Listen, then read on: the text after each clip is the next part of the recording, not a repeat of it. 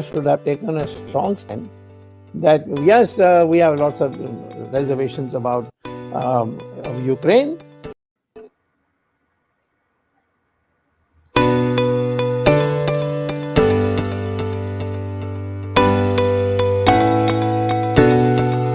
And I'm saying that India should have taken a strong stand that yes, we have lots of reservations about Ukraine, but this is a violation of the UN Charter.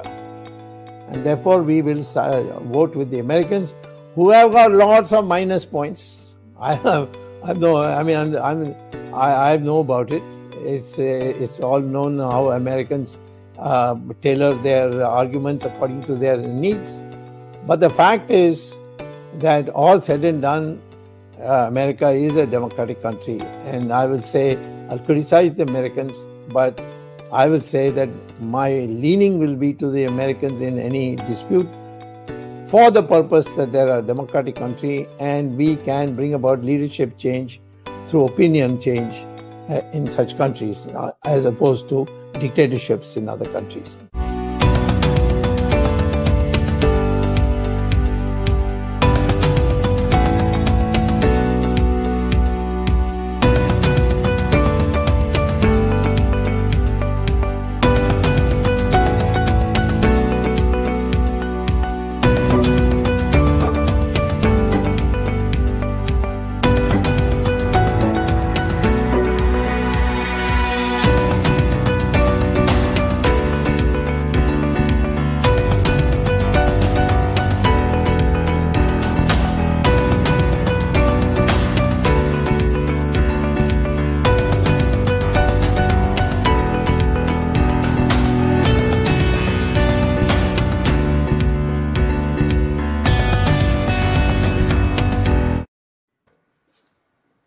Friends, namaste and welcome to our Sunday edition of Gyan Ganga Words of Wisdom on our Virat Hindustan Sangam social media channel.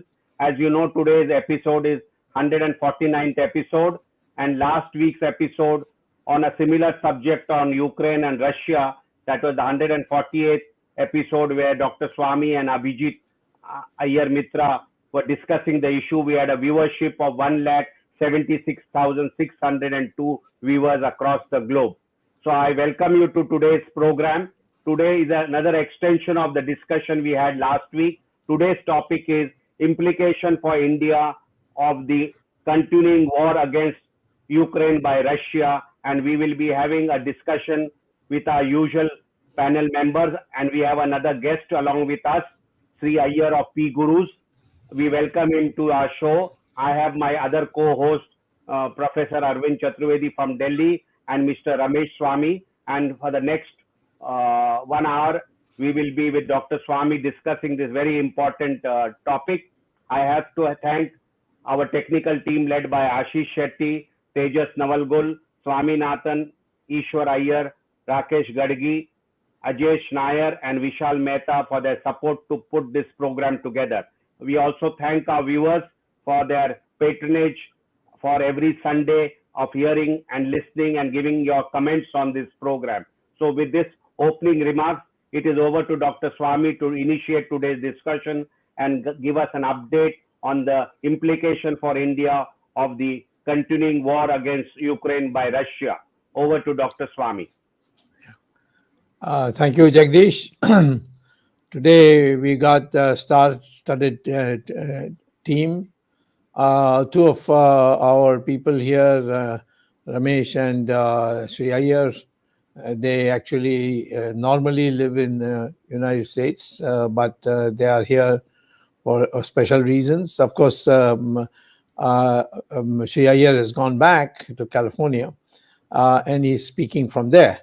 Arvind, of course, is a professor, and he's also does a lot of deep study. So all put together, we should be able to help our Indians to understand what the hell is going on, so to speak, if I can use a slang, American slang. First of all, India is in the BRICS, in which China and Russia are the principal factors. Of course, there is also South Africa. But the fact is that BRICS is dominated by these two countries.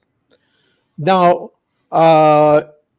despite being in the BRICS, China has walked across the line of actual control, which was mutually agreed line in 1996 when Narasimha Rao was in power, and grabbed maybe 4,000 square kilometers of our land in Ladakh. This is in addition to 𝐒𝐰𝐚𝐦𝐻 and Arunachal and so on. And they are members of BRICS. We are also members of BRICS. And now we have Russia entering another country. I mean, Ukraine is not some no man's land. It's a United Nations member. Its boundaries are recognized by the United Nations. It did not secede from Russia, Soviet Union. It was actually the first permission given by the Soviet Union, which was dismembering, was to Ukraine to separate. And what we are seeing today is that Russia has broken all rules of the United Nations Charter and just gone across and killing people left, right, and center. Now, I am asking you, how is it that we are, question is, how is it that we as India can keep silent in this? We are members of the BRICS, but our own territory is not safe from the Chinese, who are also a member of BRICS. Internationally, you see what after Hitler, nobody did in the world. Putin has done, just walked across. What is the provocation? Did Ukraine provoke Russia in any way? Ukraine was wanting to be a member of the NATO. That's not a crime. That's their choice. It's an independent, sovereign country. You don't like that, then argue with them and maybe call the United States to mediate, whatever it is. But this business of going and killing innocent people, blowing up airports, hospitals, and so on, this is just something that is, it's a flouting of the United Nations. And the United Nations will collapse like the League of Nations in 1919 if we don't do something about it. So my first point, which I would like our panel here to address and say what they feel. That is the fact that should India continue in BRICS or just quit? I mean, you can't be a member when nobody cares for you. And these two countries are doing exactly what they want. Of course, South Africa is not in the picture in the sense it's far away, but we are neighbors of both in a sense. China definitely directly, and Russia not far away. So therefore, India, I would like to know from the panel, do you think that India should show some stature, some guts, and say, we are quitting BRICS? I'm not asking them to do anything more. I'm not asking you to say, India to send troops to Ukraine to help the Ukrainians fight the Russians. No, not that. I'm just saying you have no value. Nobody cares for you in BRICS. Get out of it. The second thing is, how do we shape the resolutions that's going to come one after the other in the United Nations on Russia's unilateral aggression? This is not just going across the border. Unilateral aggression. Originally, they started by saying Russian areas. I don't know what you mean by Russian areas. We have Muslim areas in our border. Does that mean Pakistan can come in on the grounds that they are Muslims? So, therefore, what should be the way to deal with Russia? Because at the moment, all that Ukraine has is not defense. It has only defiance. And that, of course, is admirable, but that's not enough. Third point is, what are the United States and allies doing? They are not far away. They are just in the border, in Poland, in Romania, so many other countries on the border. Why is it they are not able to make a decision? Why is it they cannot decide through a UN General Assembly vote to send UN troops to defend Ukraine? Fourth is, what is it that Russia and China have? What is the hold that China and Russia have on Narendra Modi, that he is saying ridiculous things? Koi aaya nahi, koi gaya nahi. That is, nobody has come when it was pointed out that China has crossed LAC. And now refusing to condemn the Russians for unilateral aggression, violating the UN Charter and coming across. And of course, violating the resolution passed in the last meeting, which was in New Delhi, of BRICS, that no country should be allowed to carry out aggression across borders, and all should be done by peaceful negotiations.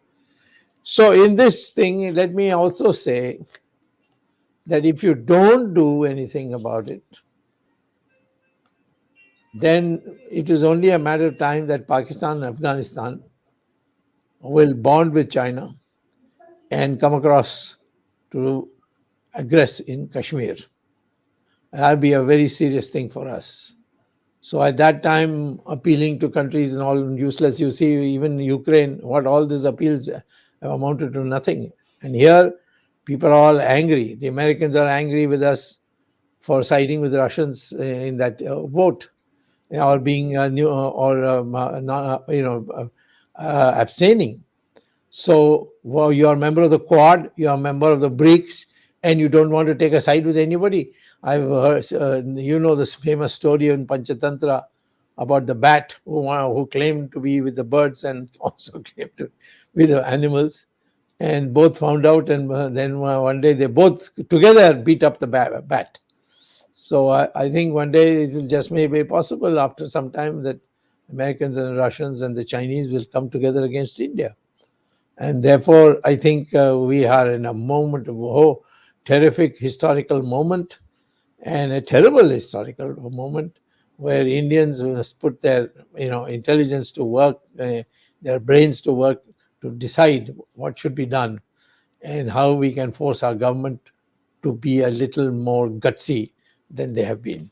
Over to Jagdish, and then on to whoever you think should answer these questions.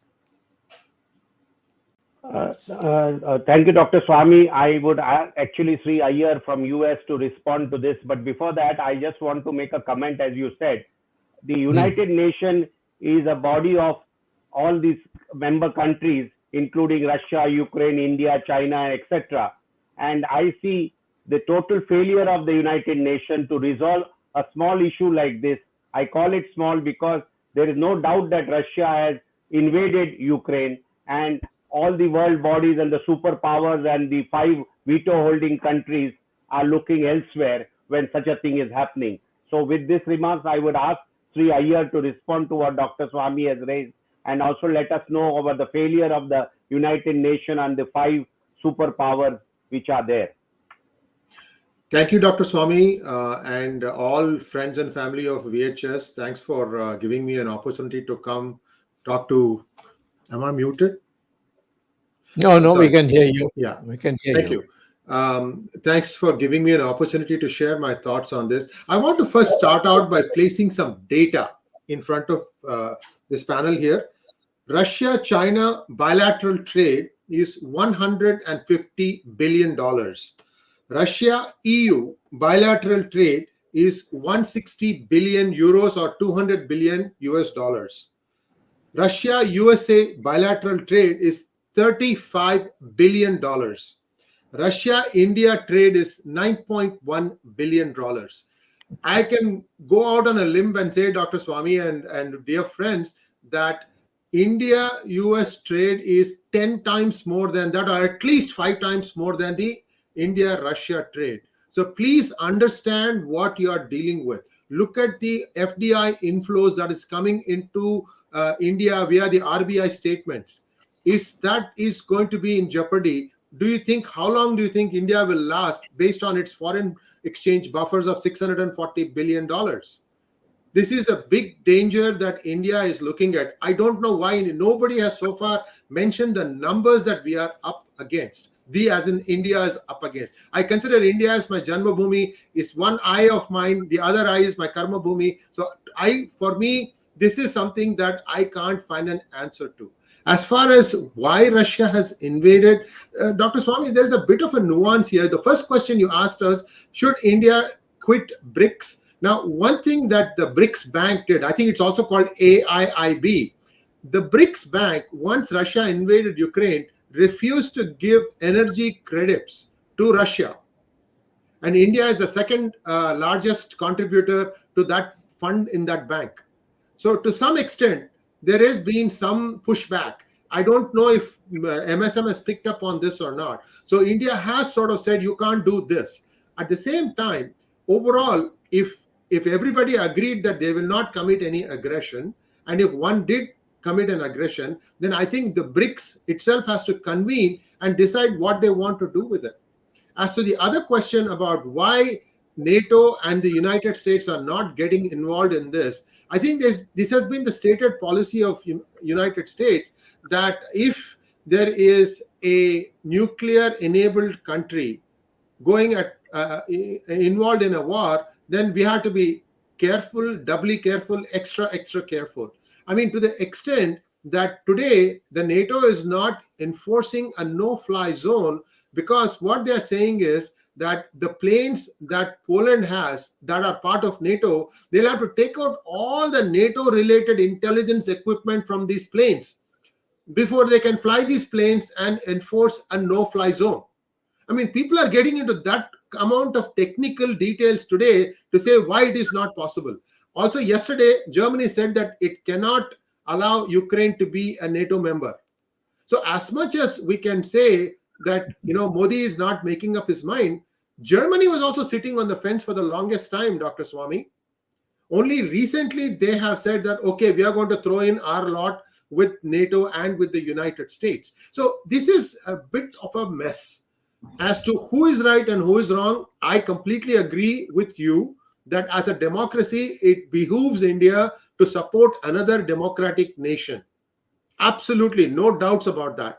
But India has chosen not to do that. That is why I started out with the numbers, that India is staring down the barrel. Let's say, just play this thing out a little bit more. I know some of you are not happy with my stand here. Just play this thing out a little bit more.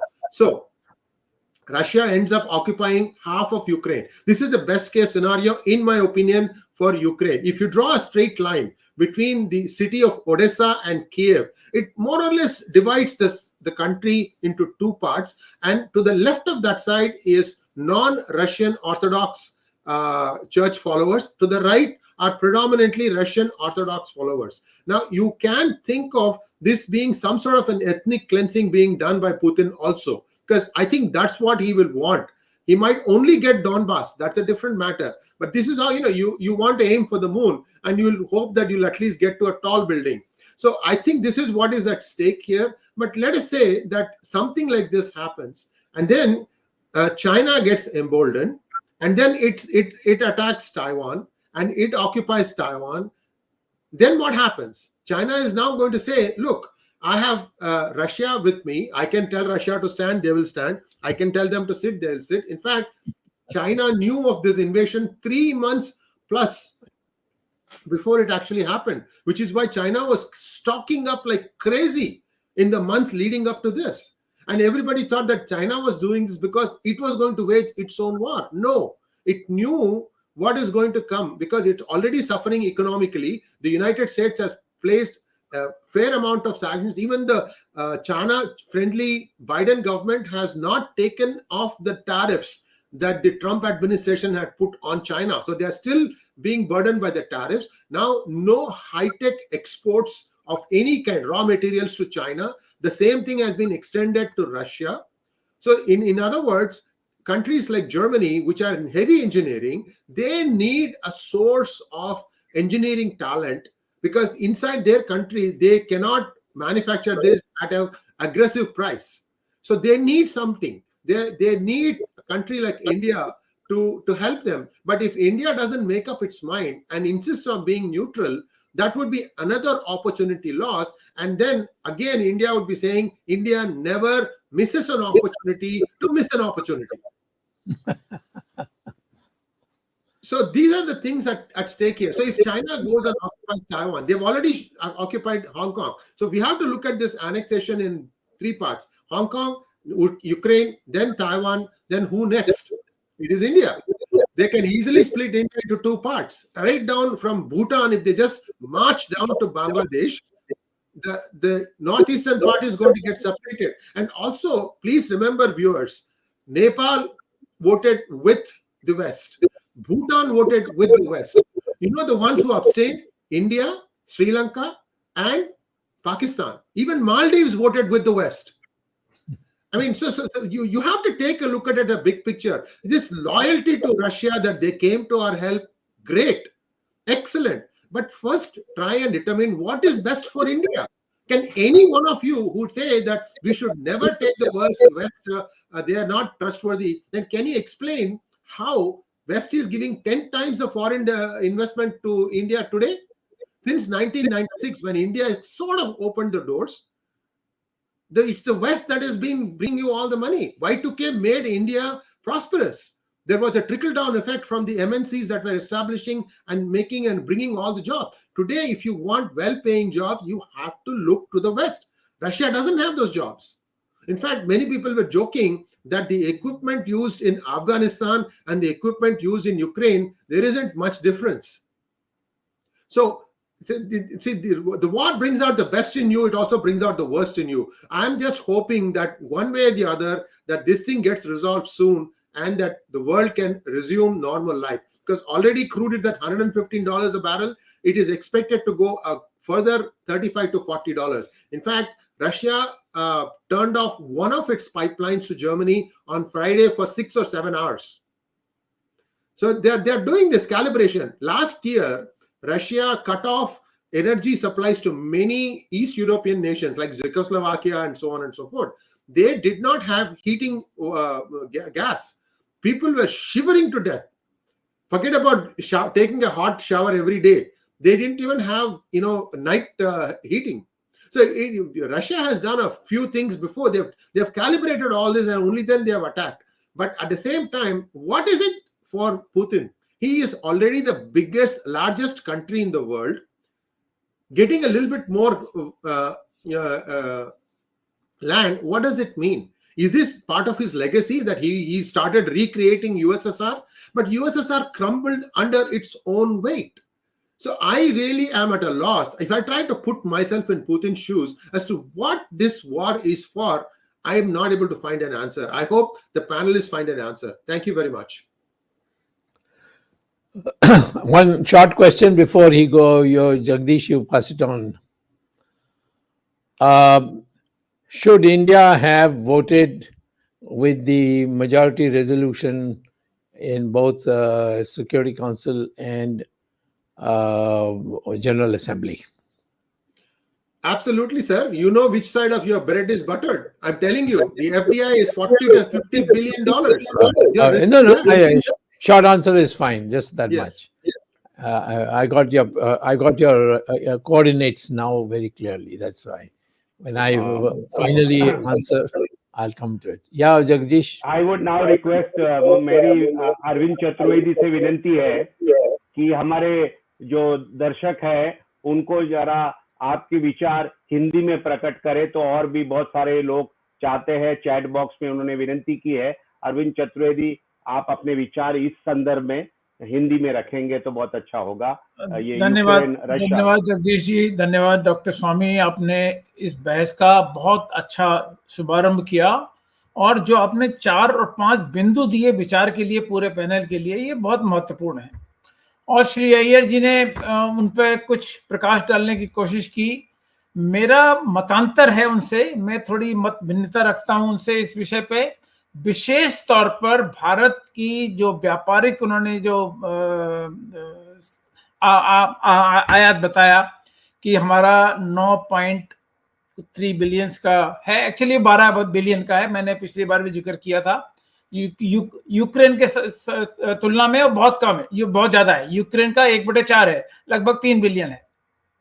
सवाल ये बात का, आपने जिक्र किया gas की कीमतों का, आपने जिक्र किया $115 जो क्रूड ऑयल पहुंच चुका है। एक्चुअली क्रूड ऑयल 122 ऑलरेडी पहुंच चुका है। जो भारत में आने वाला है उसकी गणना के हिसाब से अभी ₹15.30 प्रति लीटर ऑलरेडी ऑयल कंपनियां घाटा उठा रही हैं। हमारा आयात रशिया से भी है। हम रशिया को नाराज करने के लिए ये कदम नहीं उठा सकते। और जैसा कि मैंने पिछली बार कहा था कि जो न्यूट्रल स्टैंड, तटस्थ स्थिति भारत ने अपनाई है दोनों को मनाने के लिए, और ये दोनों पक्षों से भारत बात भी कर रहा है। यूक्रेन के प्रधानमंत्री से बात की, राष्ट्रपति से बात की, उन्होंने पुतिन साहब से बात की और कहा कि ये दोनों के हित में है कि इसको रोक दिया जाए। हालांकि हिंदुस्तान में बहुत कुछ अफवाहें भी चलती हैं। एक अफवाह ये चली सरकार की ओर से या सरकार के जो समर्थक उनकी ओर से कि भारत के कहने पर 6 घंटे के लिए युद्ध विराम कर दिया गया। ये पूरी अफवाह थी। बाद में मिनिस्ट्री ऑफ एक्सटर्नल अफेयर्स ने कहा नहीं नहीं, ऐसा कुछ नहीं हुआ, भारत के कहने पर कोई युद्ध विराम नहीं हुआ है। हालांकि जो युद्ध विराम हुआ वो तीसरे दौर की बातचीत के बाद हुआ, लेकिन वो भी, उसका भी पालन नहीं हुआ, ऐसे आरोप यूक्रेन ने लगाए, बात वो अलग है। लेकिन जहां तक व्यापारिक हितों की बात है, व्यापारिक हितों की सुरक्षा को देखते हुए, हाँ, हमारे संबंध अमेरिका से खराब नहीं है। जो आप पश्चिम की बात कर रहे हैं, हमारे संबंध पश्चिम से कहाँ खराब है। हम पश्चिम इस प्रस्ताव को हम समर्थन नहीं दे रहे, लेकिन विरोध भी नहीं कर रहे। तो हम दोनों तरफ हैं। और निजी तौर पर, प्राइवेट बात में, प्रधानमंत्री मोदी जी ने राष्ट्रपति पुतिन जी से कहा है कि युद्ध किसी के भी हित में नहीं है। युद्ध के लिए रोकने के प्रयास किए जाने चाहिए। और डॉक्टर स्वामी ने जो सवाल ब्रिक्स वाला उठाया, मैं पहले भी किसी अन्य कार्यक्रम में ये बात कह चुका हूं कि क्वाड वर्सेस ब्रिक्स, इसमें चॉइस नहीं हो सकती।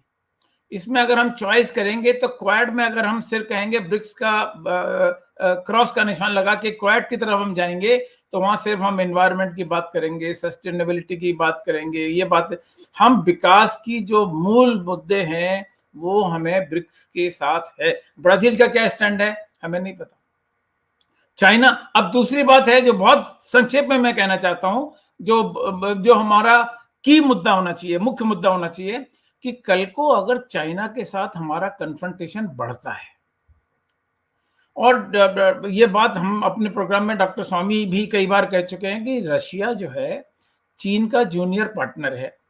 लेकिन यदि हम रशिया से अभी बिगाड़ लेंगे इस मुद्दे पे यूक्रेन का समर्थन करके, उसके बाद तो रशिया चीन के साथ खुल के आ जाएगा, तो हमारे लिए और खतरा बढ़ जाएगा। तो हम सुरक्षा कारण को देखते हुए, अपने आर्थिक कारणों को देखते हुए, हम रशिया से बिगाड़ नहीं सकते संबंध। और हम ये भी नहीं चाहते कि यूनाइटेड स्टेट्स या पश्चिम के साथ भी हमारे संबंध बिगड़े। इसीलिए भारत ने एक न्यूट्रल, तटस्थ स्टैंड लिया है। मैं मोदी जी के तटस्थ स्टैंड का समर्थन करता हूं। Now I would request Ramesh Swamy, who is originally based in the US but is visiting India at the moment, to have his point of view. Okay, thank you, Jagdish ji. Thank you, Doctor. Go ahead, Sri. You wanted to say something. Go ahead. Yeah, Sri, you're unmute. You're muted. Sri, unmute. Please unmute yourself. मैं एक बात अरविंद चतुर्वेदी जी से पूछना चाहता हूं। अरविंद जी, क्या आपको पता है कि अप्रैल 20 तारीख 2020 अप्रैल 20, उस दिन भारत को पता चला कि अपने लद्दाख के लाइन पर पूरी आर्मी आकर खड़ी हुई है चाइना की। तो उस दिन भारत के ITBP, Indo Tibetan border police, वहां की इंटेलिजेंस ने खबर दी थी। किसको दी थी? वो होम अफेयर्स की डिपार्टमेंट है, उनको खबर दी थी कि यहां पर ये लोग सैनिक आकर खड़े हुए हैं। तो वहां के एक जॉइंट सेक्रेटरी थे, वो लिफाफा लिया उन्होंने, अपने ड्रॉयर के अंदर डालकर चाबी बंद करके सो गए 2 हफ्ता। ये बात सेंटर को नहीं पहुंची, और जब डिफेंस लोगों को ये पता चला कि यहाँ हो रहा है, ये डिफेंस इंटेलिजेंस से आया, तो उन्होंने जाकर रशिया से पूछा। उन्होंने ये डिसाइड नहीं किया कि अरे मेरे घर के पास से खड़ा है ये, मैं कुछ करूं। उन्होंने जाकर रशिया से पूछा तो ये क्या हो रहा है। तो रशिया ने भारत से कहा, ये दिस इज कंजेक्चर, हुआ है नहीं हुआ ये मैं नहीं कह सकता हूं, लेकिन वास्तविकता में ये हुआ कि इंडिया ने कुछ नहीं किया। तो ये इसलिए, किस लिए इंडिया ने कुछ नहीं किया? इसलिए कि रशिया ने कहा इंडिया को कि नहीं नहीं नहीं, वो लोग आएंगे लेकिन अंदर नहीं आएंगे। ठीक है, आप जो कह रहे हैं ना रशिया के साथ हमारे संबंध ऐसे रहने चाहिए, तो इस बात का आप उत्तर दीजिए। क्यों 10 मई तक भारत चुप बैठा? उसके बाद ही कुछ उन्होंने किया, और वो भी जब हुआ तब मोदी जी जाकर लद्दाख में फ्रंट में आर्मी के लोगों से बातचीत की, तो तब उनको पता चला कि एक्चुअल वास्तविकता क्या है।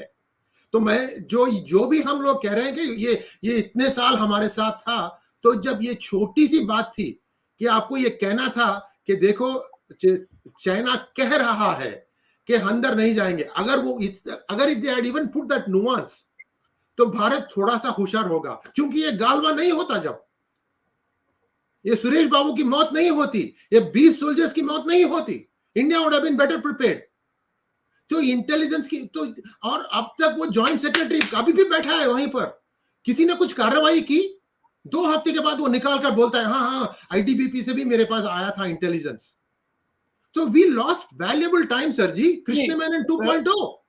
Shri Iyer, I'll just counter in briefest possible manner. This is the two independent things, and we should not link the two independent things. On China, on Galwan, it was a military failure of India. Maybe policy we did not take, and we did not anticipate this, and we did not anticipate the gravity of this, and we didn't. Of course. Similar thing has happened in Arunachal Pradesh. One boy was kidnapped and all that. But where the external affairs ministry has failed, and we have said that. But that does not mean that we start taking a stand between Russia and Ukraine on a fight or a war, which will hit our interest, which will hit India's interest. So India is only observing India's interest, nothing else. Sir ji, one line, आप भरोसा करते हैं, मैं कहता हूं वो राम भरोसा है। That's all. Sri Iyer, sorry, Ramesh Swamy, you have to continue your. Okay. Yeah, I don't know how I'm going to, after such a solid batting by Sri Iyer and Arvind. Coming down the middle order is not easy, but anyway. Dr. Swamy, you asked the question about BRICS. First of all, I don't see what India has gained by being in BRICS or part of it. I mean, looking at what reports, whatever has come out, India has actually not gained anything. And what I mean, basically, Brazil, the economy is in doldrums. If you look at the GDP, Russia and Brazil's economy has not been doing anywhere close. It's only India and China. We are at war. I mean, literally, we refuse to recognize that China is occupied. So essentially, BRICS is useless. So I don't understand why India needs to be in BRICS. Okay, and how can you be in BRICS and in Quad? This fence sitting, sitting on the fence saying that we'll observe. In my view, in the US, we have a saying that if you sit on the fence, you know where it hurts. So, so we know you don't. Either you take one side. There's no point sitting on the fence. It's going to really hurt you. From the BRICS, but there's absolutely no value for India to continue to be in BRICS. As you said, it's just better for India to get out of it. Okay. Now, second is the voting on UN part. If you look at Israel, they voted yes, but they did not condemn Russia. They are very clear because they want Russia's support with their wars for their planes flying over Syria and all. That's the agreement they have with Russia, and so they don't want to jeopardize that relationship. We have the Israeli Prime Minister going to Russia and trying to mediate. I mean, that's what they are saying. But they never lost an opportunity. The Prime Minister immediately flew there. He didn't like any other priority because he felt this was important. He flew there, even though he voted against Russia in the UN, but Putin still saw him and they had a discussion. Why couldn't Modi do the same thing? you could have still voted with the West and said, you know what, we do not support this war, as you rightly said. There's no why Russia should have not invaded, but talk to him in a different way. How did Israel do it? Why can't Israel, being such a small country, they're able to do it? Why can't India do this? Why can't Modi do the same thing? We will support the West in the UN resolution, but still talk to Putin. And if you look at all the Twitter feeds, sometimes you really feel whether Modi is the emperor of the world, because they think that he's the diplomat par excellence or a statesman par excellence. But it apparently doesn't show, because India's stance of sitting in the middle, consistently being non-aligned from the Nehru times, is really not going to show up well in the long run. By Israel, I'm very surprised as to how they said yes and still having a very good relationship, because Russia did not rip off the prime minister to visit him. How is that possible? Because they have their own interest. Why can't India say, India, as Sri Iyer said on the economy standpoint, our trade, essentially it's going to be oil, correct? Essentially, it's just going to be oil. But Arvindji, I'm not quite sure. I don't know how much oil we import from Russia, but I think, isn't India more dependent on the East for the oil? Gulf, rather, right? The Middle East for the oil. So given this, I really don't see a reason why India did not vote yes on the UN side of it. At the same time, Russia invading is absolutely uncalled for. And Sri Iyer feels that, that's the way of balancing it. But if you look at what NATO people have joined from the 1997, it seems to be only around Russia. To a lot of the nations, about 15 or 20 nations have joined NATO from 1997. It seems to be only around Russia, the border of Russia. Obviously, they got spooked. Does it justify the invasion? No. But this has been brewing for a long time. It's not that the war was sudden. It's not that Russia's decision was immediate or a sudden situation. Definitely, the West and the NATO had a role to play in triggering Putin. Is it fair enough for Putin to what he did? No. So those are the 2 minutes, because we're running slowly in time. So I want to give Dr. Swamy some time to respond to what we have put on plate. Yeah, so far. And obviously, Brazil. No, 1 minute before I complete. Brazil has just been neutral. Again, Dr. Swamy, they just been neutral. They said they don't want to jeopardize the relationship with Russia. So even if you look at the BRICS, but for China in India, I mean, China has their own, because they're the boss there. So they just, the child does whatever they want. China doesn't care. Anyway, Russia is their junior partner. So they really don't care. But India's, if you look at India's position and what they wanted, they could have easily voted yes and still kept a relationship with Russia. If they feel that Russia's relationship goes all the way back, I don't think Russia is so childish to say, okay, just because you voted yes, I'm going to cut all ties with India. I don't think that's going to happen. Go ahead, Jagdish. No, I only want to make, if I've heard Arvind Chaturvedi say correctly, he said on this China-India standoff on the border, Arvind said something like a military failure. I think it's not a military failure at all. In fact, our military has shown what they could do in Galwan, what they did in Kailash range. So it's not a question of military failure. Perhaps it is our diplomacy or our leadership failure at our political level, which is what is lacking in India. That is, the military is done excellent. And as Dr. Swamy has always maintained, that if there is a localized war with China, we are sure going to be quite successful against China. But what has failed is not our military. It is basically the leadership which has failed us on China standoff on the border issues since May or April 2020. I have another question before Dr. Swamy could perhaps have his say.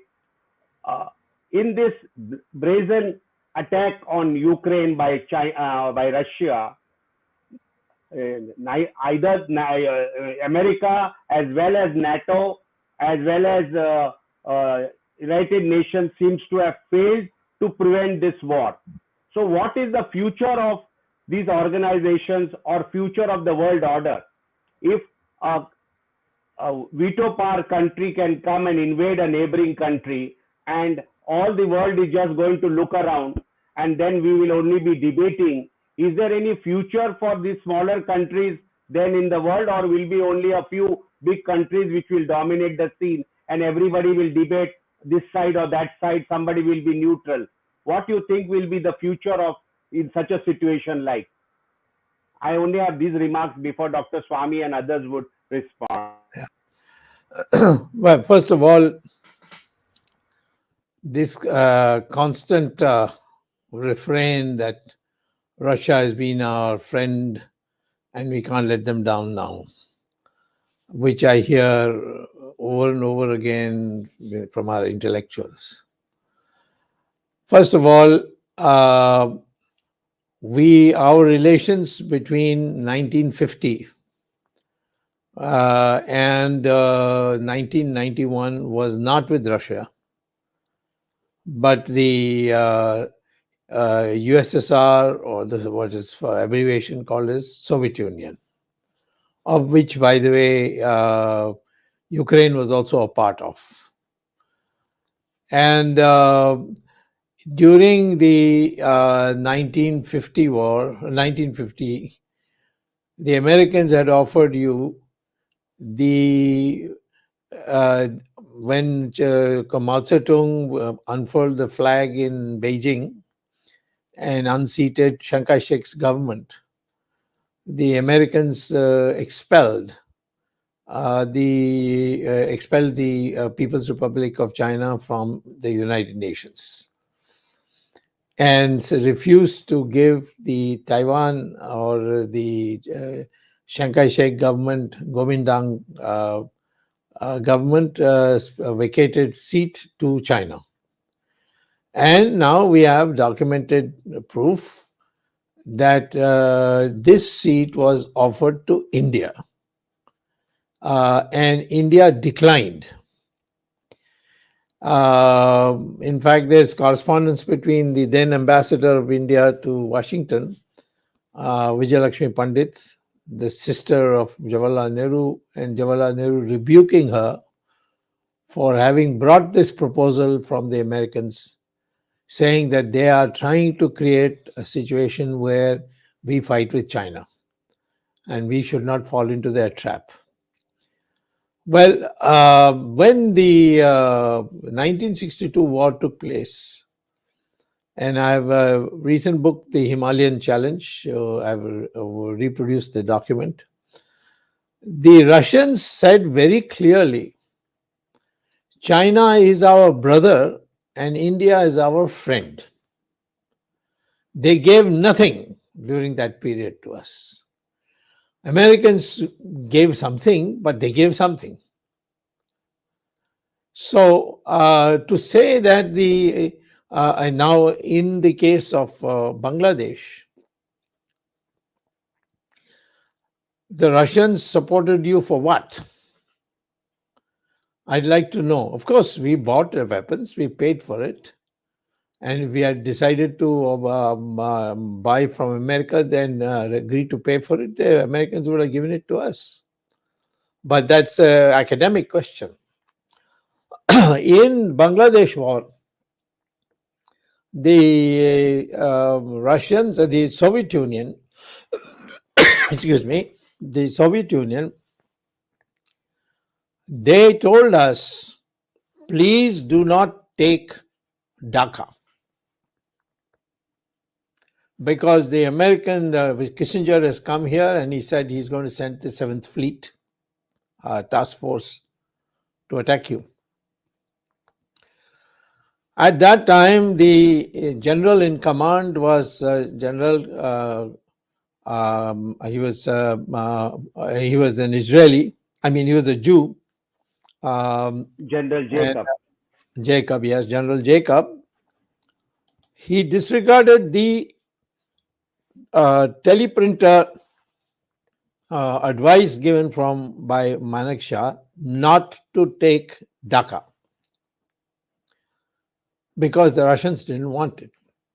In fact, the Russians at that time, you can go back and see, or rather the Soviet Union, they very clearly said that whatever action India is taking is to get the refugees back and not to dismember Pakistan.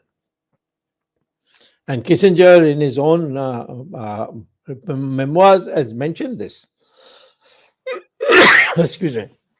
So therefore, let me ask you, this friendship, it's not a love affair in politics. It's a question of practical need. Today, yes, Quad is all about environment, but that's not how it started.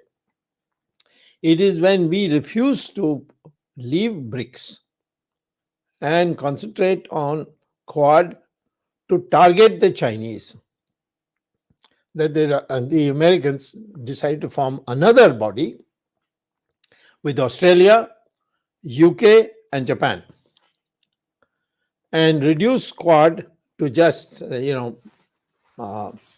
Gymkhana Club type of unit. So please don't get emotional in these politics. Be very clear. We are a country of 1.4 billion. We actually have the potential to be a world power. China is not going to be friends with you. And I, of all the people saying this, should surprise you, because I've always been in favor of good relations with China. And for a period it worked, and I got Kailash Mansarovar opened for my satisfaction. But today China sees India as a potential threat. And the Russians, whatever you may say, cannot go against the Chinese. The Russians were going to actually attack this Ukraine 3 months earlier. The Chinese said it will disturb our Olympic Games, so delay by 3 months, and they did.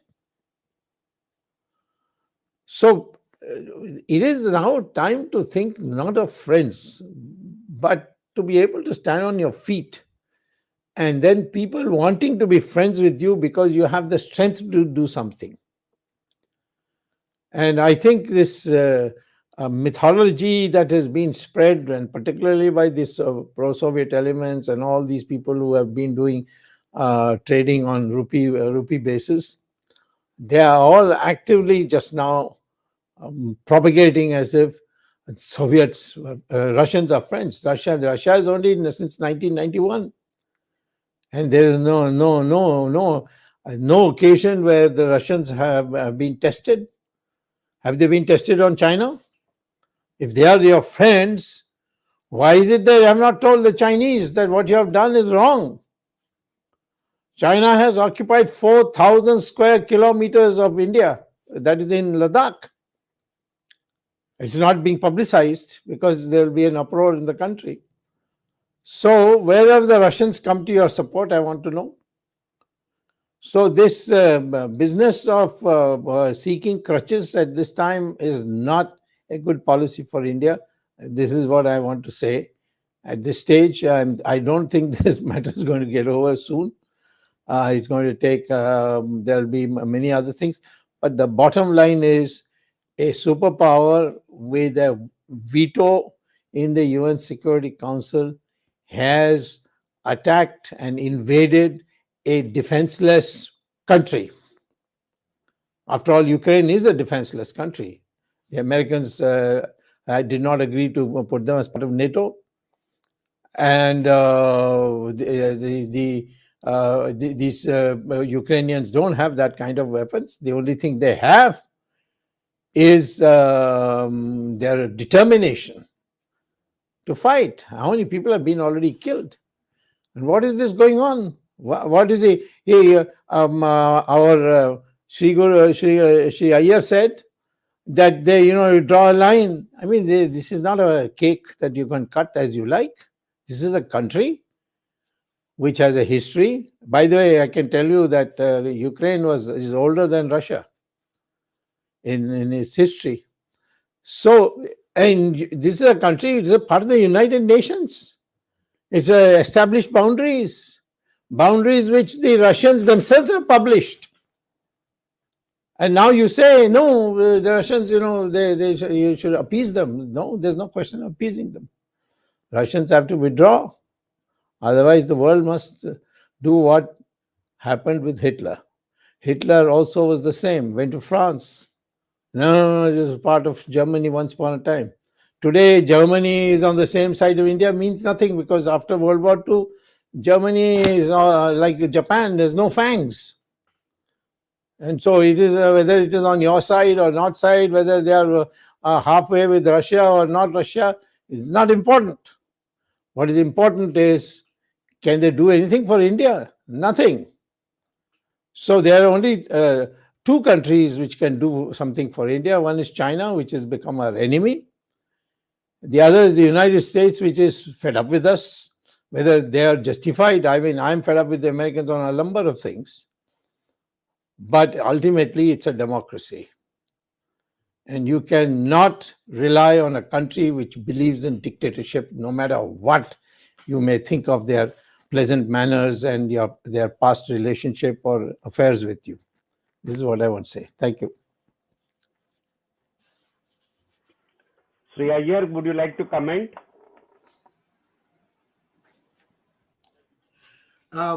Dr. Swamy, I agree with you in many of the observations that you made. I think one of the things that India as a country should sit back and take notice is, why did Nepal and Bhutan, both beneficiaries of China's largesse, vote with the West against Russia? Why did they do that? I'll tell you, sir, because they think that their politicians have sold their country. And now there's some corrective mechanism happening. They are saying, oh my goodness, China will just gobble us within a wink. So now they are trying to say, at least let's try and get some punya or get some good karma from doing this. I'm just musing loud, Dr. Swamy, because I feel India decides on emotions. For decisions, your head has to be the one that makes the decision, not your heart. That's all I want to say for general viewers. You can agree with me, disagree with me. This is how you will succeed in life. Yeah, I'm asking you to use your head, not your heart. Yes. No, I'm not saying you, sir.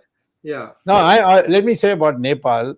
I have very good connections with politicians in Nepal.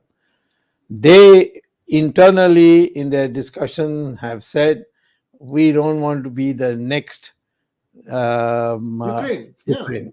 Yes. We are not safe anymore. As far as Sri Lanka is concerned, India persuaded the Sri Lankans to vote to abstain. Sri Lanka, did it abstain? Anyway, they did abstain. They did abstain. Yes. Okay. So because they need us for a number of other things, such as what's happening in the UN Human Rights Commission and so on. So I mean, if India had voted differently in Sri Lanka, would definitely have voted with us. So I mean, I don't go into that. I'm only talking about India as a big country. You see, it's the third largest GDP in the world on PPP rates. United States, China, and India. India is the third. It's a huge manpower, 1.4 million. It has the largest arable land in the world. More than Russia, may be much bigger, but it doesn't have arable land. China is bigger. It doesn't have that much arable land. India's arable land is equal to China's, even though China's area is 3 times as big as ours, if you include Tibet. So, we are a bit like Hanuman. You have to be told our strength. And not, catch this man. Very much like somebody who thinks that Tamil solvale, toneka arada irkonume. Do you understand? Did you understand my Tamil? I don't know. That means it is a very common woman's sentiment that for my Tone, how would you translate Tone? Ramesh. What? Sorry, it's just you just need an accompaniment. You need a police with you. I mean, like a protect guard. I need a company to survive. So that's why that hopeless man I am friends with. Dr. Swamy, I have 2 questions. Sri, for the first question goes to you. So one of the viewers has asked this question. It says, essentially, what's going to happen to the oil market and the inflation accordingly? Well, your thoughts, and then Dr. Swamy can jump. Is it for me? Yeah, Yes, it's for sir. you. Oh, okay. We have to conclude also, remember that. Yes. Yeah. Real quick. Russia already, see, when they decided to annex Ukraine, they had gamed the whole thing at $45 a barrel. Today it's at 120. As long as the West continues to buy oil from Russia, they are actually coming out ahead, and they can take a lot of pain, unlike China. If the same kind of sanctions are put on China, China will crumble. But Russia can take the pain. So we have to wait and see how this plays out. At least for the common man's sake, let's hope that this madness stops and that the petrol price will come down. I don't think US can supplant a loss of gas from Russia for the Western Europe by sending it across from New Orleans. It is a long distance. I don't know if US can pick up that slack, because US itself will need. US imports 8% of gas from Russia. So and US is very, very firm that they are not going to open the Keystone line. They are not going to restart on shale. So there are some internal contradictions in the United States also that need to be figured out before the larger picture of how do we manage the gas comes into play. I think this is going to happen in the next few days. Let's wait and see. I think the oil sanctions are not going to happen. So given where we are today, I mean, they tried to do economic sanctions, it failed. Essentially, everybody is saying we're not going to push anymore, because even officially, the US has made it clear that they're not going to push hard on any more sanctions. They're just going to try to probably, tire Putin out or try to talk to them. But sanctions-wise, you're right. It's not going to work with Russia because they have enough wherewithal. There are enough takers for their oil, right? I mean, to a large extent, India as being neutral could benefit from it, but at this prices, there's no option. Dr. Swamy, your thoughts? No, I mean, you see, these sanctions and so on, they work both ways. I agree with you that, it cannot be, whatever they had to do by sanctions, they have already tried, the Americans. Now, the only option for the Americans is to give weapons to the remaining Ukrainians. And I'm sure that from neighboring countries of Ukraine, people will go there and assist them in the fighting, because everybody is a little rattled by the brazenness with which Russia came. And what excuse they had? In the beginning, it was two areas which are Russian. Then now they want the whole country. And once you're there, then they are on the borders of almost all the countries. So whole of Western Europe will be under Soviet, the Russian influence. So I think that is what is more important. I think according to me, the Americans must be wondering what is the military action we can take without it becoming a nuclear war. Dr. Swamy, any military action by the US is not going to be taken very easily in the US. Yeah, no, I'm not talking about troops. No troops on the ground. I'm not talking about troops on the ground. They don't need, these Ukrainians don't need troops on the ground. They themselves have said, give me the weapons. And they've also asked for the no-fly zone, and as Sri explained, it's not easy to just put a no-fly zone. We are asking, there's no problem. If they get nice, good anti-aircraft guns, that's enough. They can get drones. Nowadays, you don't need the old-fashioned weapons anymore. Right. Okay. 𝐒𝐰𝐚𝐦𝐲, can you conclude? Thank you, Dr. Swamy. Thank you, Sri Iyer-ji, Jagdish-ji, Ramesh-ji. This is a subject which is not going to end soon. This is what we said last week, and this is what we have to repeat this week, because maybe the talks are on, 3 rounds or 4 rounds are already over. There are mediators working behind the scene. Perhaps this mediation will also succeed sooner. At least we hope it will succeed, because it is in the global interest. Whether we support Russia or we support Ukraine, that is a subject which is debatable even within the BJP. I'm told there's a big debate going on between two sides. And our interest, India's interest, as Jagdish ji said last week, that our children, 20,000 children are studying in Ukraine who have come back. But when they go back, what will happen?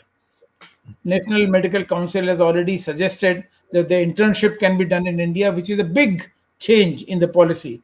And whether we can do the same thing for students studying in Russia, because there's a large number of students in Russia also, and they're not affected by this war, but maybe post-war, they may have some kind of impact on their studies. So India should observe, restrain.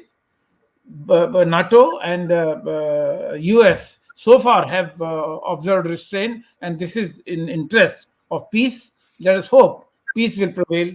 Thank you, Jagdish ji. Thank you, Ramesh Swamy. Thank you, Dr. Swamy, once again, and Sri Iyer ji for giving this whole issue a very big explanation to the viewers.